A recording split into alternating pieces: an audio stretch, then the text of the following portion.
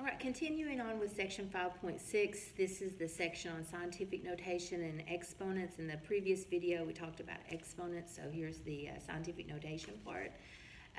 All right, so follow along in your note packet as always. We'll notice that it says an understanding of exponents is important in solving algebra.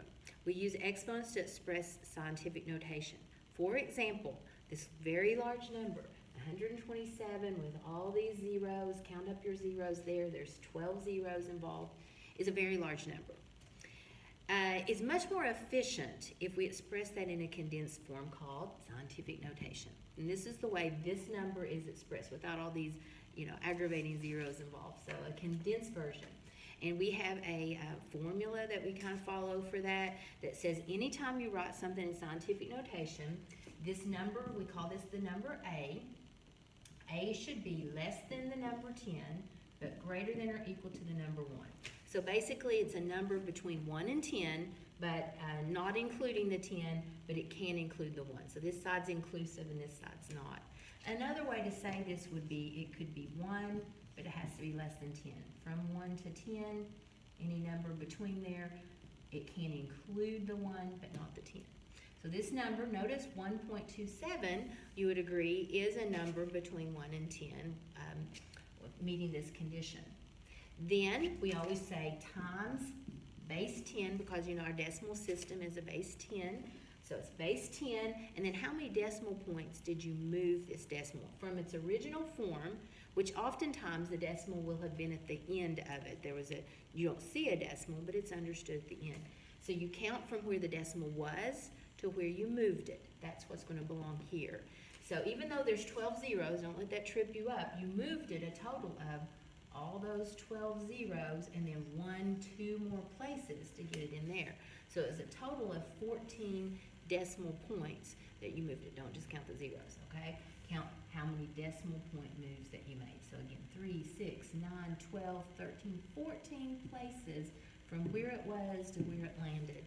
And that's why the exponent is 14.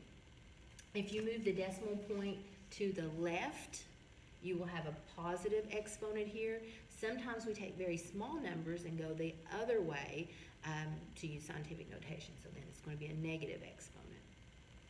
All right, so let's do some of these. All right, so for example, we have this, what is that, 6 billion, 8 million, whatever. We're going to write this in scientific notation. We have to capture all the significant numbers here unless it says you're rounding or something, which we are not for our practice. So we need to keep all the significant numbers. So we're going to move it 3, 6, 9 places to make this 6.008. Now I do have to get back to any significant digits until it's just straight out zeros. So I'll have to show all that to catch it all. Then I'll say times 10 to the 3, 6, 9 places that I move that to the 9. Next example, you can see below. Okay, I'm going to move the decimal again as understood at the end. So there's 3, 6, 9 again, not to be redundant, but I'll show all the significant digits till I hit straight up zeros, so 5.56. And then how many places I move the decimal, 9 again. Okay, here's another example with a small value, 0.00072. So this time, this is a small number, a decimal value. I'm going to move the decimal over to the right. So 1, 2, 3, 4 places, making that a 7.2. Again, showing all significant digits. These are all just zeros. And again, this has to be between 1 and 10, so you can see that's happening in all these examples. I have to follow that rule. Because I move to the right, it will be a negative exponent. If you hit this on your calculator, and I'll keep encouraging you, practice seeing these on your calculator, type that in and see if it's not so, if you can't toggle back and forth between these two forms. Okay, next example, 0.00409. I want to move this decimal 1, 2, 3 places, making it 4.09. Again, that number is between 1 and 10.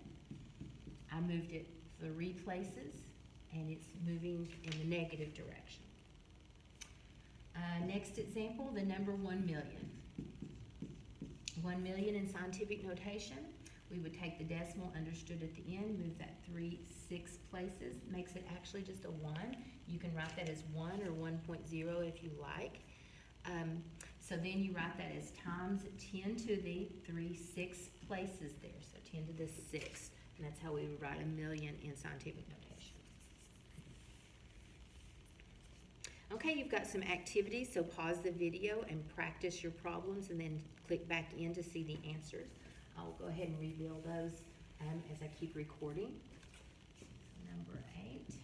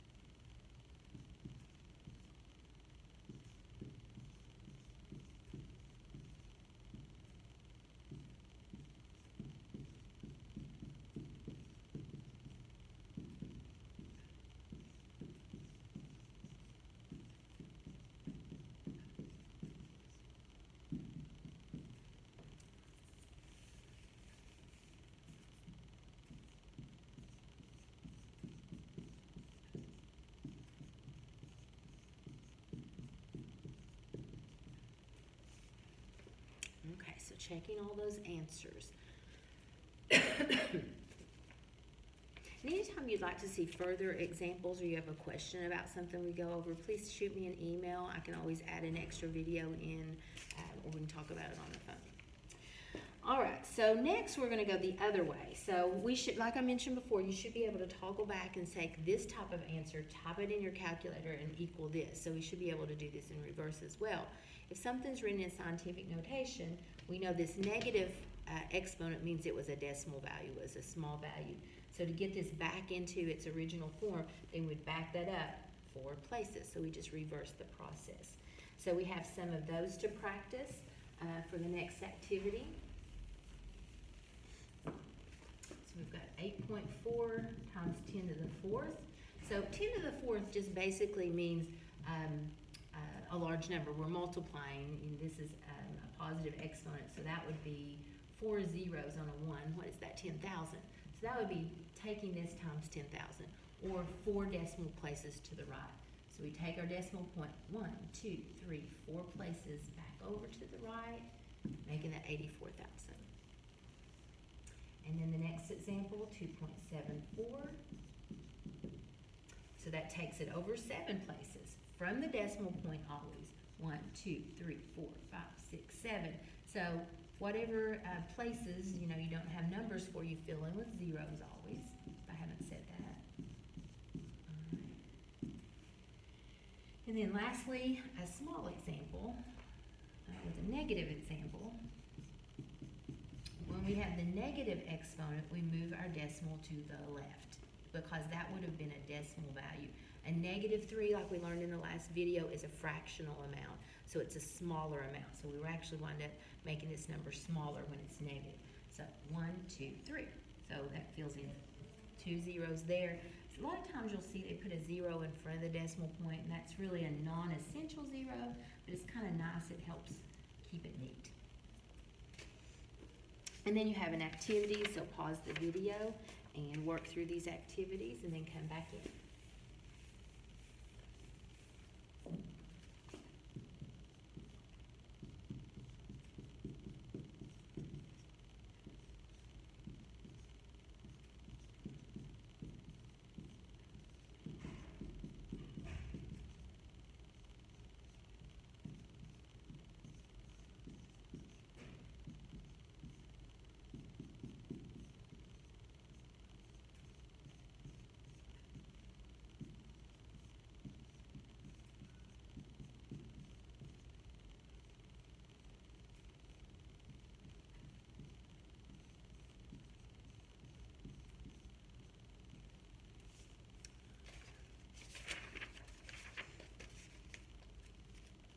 On the next page, we'll see some further examples that just applying these.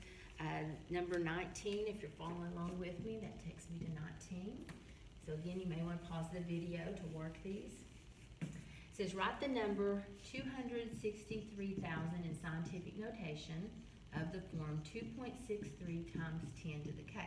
And it's just another way of kind of saying what we just said, just a further application. So what is the k value is what it's saying, instead of just work this out. Well, 2.63, we know puts it in scientific notation here, and it moved the decimal from the end back 3, 4, 5 places.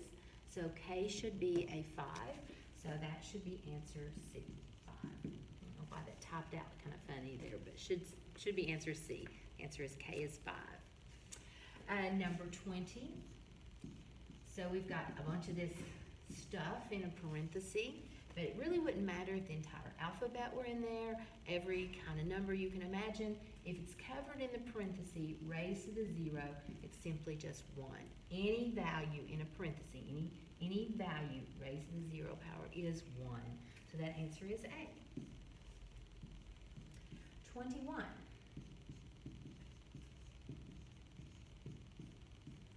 All right, so here we're using the power rule. The power rule says if you have powers to powers, and each one of these is in a parenthesis, so we're saying all of these are raised to that power. Powers to powers multiply. So -3 multiplied by -2 is going to make that +6. -2 times -2 makes that y to the +4. And then here, that's just to a 1, so it's going to stay -2. Now, to further reduce it, we should not leave, and I see I need to revise your notes here, we should not leave it in that form, although it looks like this did not get completely printed out, so I'll have to fix that for you. But the answer should be, this part that has a negative exponent should be moved down to the denominator. So the ones that are positive exponents stay put, but any negative exponent becomes a denominator, a fractional part. So that should be how that final answer looks. Let's see that. Okay, number 22.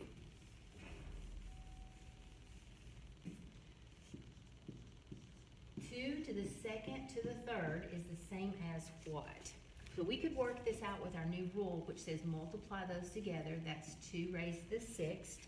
I don't see that as an option though, so they've done something different with that. So we could work it out and say, well, what is that? 2 to the 6th. Let's do that on our calculator. And that is 64. So I'm really just going to look down this list and see, is there anything else on this list that is 64? Oh, I'm not sure there is. That might not be an okay choice there. So something that is the same as 64. And there's actually not, so there's no answer given. But something that would equal 64 might be 8 squared. Maybe that's what I meant to put in answer B. So say 8 squared would be 64, or anything else that would equal 64 there. Okay, number 23.